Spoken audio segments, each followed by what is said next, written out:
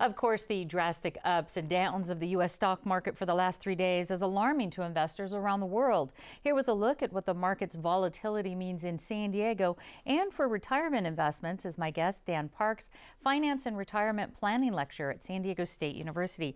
And Dan, looking at the big picture, give us an idea of how common or uncommon stock volatility can be. You know, it's fascinating because we feel like right now, if you're watching the news, that this is an extraordinary moment because the market's dropped so far and so fast. But I went back and looked at 1980 to 2015, so a 35-year period. And it turns out over that time, 33 of the 35 years, from January 1st until the end of the year, 33 out of 35 years, the market dropped at some point during the year.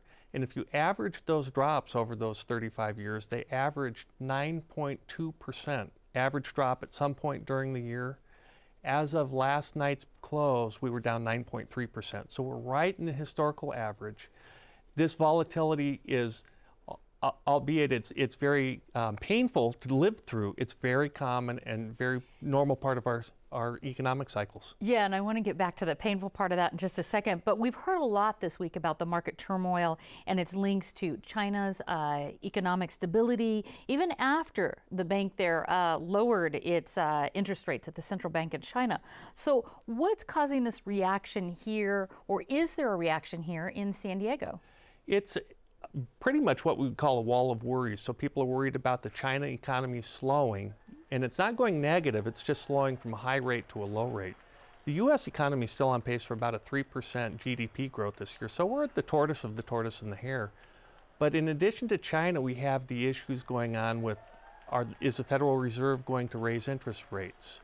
We see a strengthening dollar, and things like the raising of rates, and then what's going on in Greece. So with the strengthening dollar, it makes exports from here, from the United States, more complex and more difficult to finance because our products are more expensive. Sure. So here in San Diego, we actually have some companies that do a lot of exports. You were saying Solar, maybe? Solar Turbines is a classic example that ships, and most people in San Diego don't know what a wonderful company Solar is, and they ship from around the world. They're one of the biggest exporters in California, even though most people don't know about it. But you look at solar, so now not only do you have the dollar strengthening, but now you have the historic price decline, a 6-year price decline in the cost of oil, and a good part of solar's business is in the oil markets. Let's talk about retirees in San Diego who may have their nest egg kind of tied up in stocks. What's your advice to them at this point? My advice, first of all, I have to say the answer to almost every question is it depends, and it depends on the individual's age and risk tolerance and everything else. But in general, what we say we want to do as investors is we want to buy low and we want to sell high. And this is what it's like to buy low. The reason you're buying low, simply put, is because nobody else is buying. There's no demand, so the price drops. If you're an investor, this will correct. So don't rush and panic to sell everything now, move everything in cash, and then wait for the market to recover. Like today, the market's up 450 points, last I heard, for the Dow. Yeah, early on. Had they sold yesterday. Yeah, exactly. Let me just ask you specifically for retirees, though, is there a formula, or when should they contact somebody? If you don't know how your money's invested and you don't know what your percentages are, you should really talk to a certified financial planner right away to help guide you through. Because the CFP basically has a minimum set of standards and has passed a test to say that they should are working on a fiduciary basis, meaning that if you, Peggy, saw a CFP, they would be acting in your best interest. Sure. Let's end on this, the psychological impact, this worry you were talking about, the pain of worry.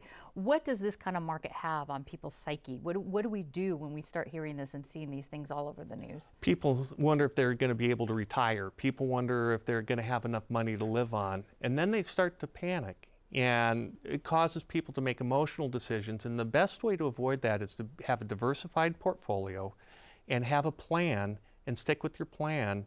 And the other thing is, if you're still employed and contributing to a 403B or a 401K or some other retirement plan, you're buying lower today than you were a month ago. So keep with your plan and keep putting money in the market, and you'll be glad you did over a long period of time. All right, Dan Parks, I'm hearing no panic from you. Thank you very much. You're welcome. Thank you, Peggy.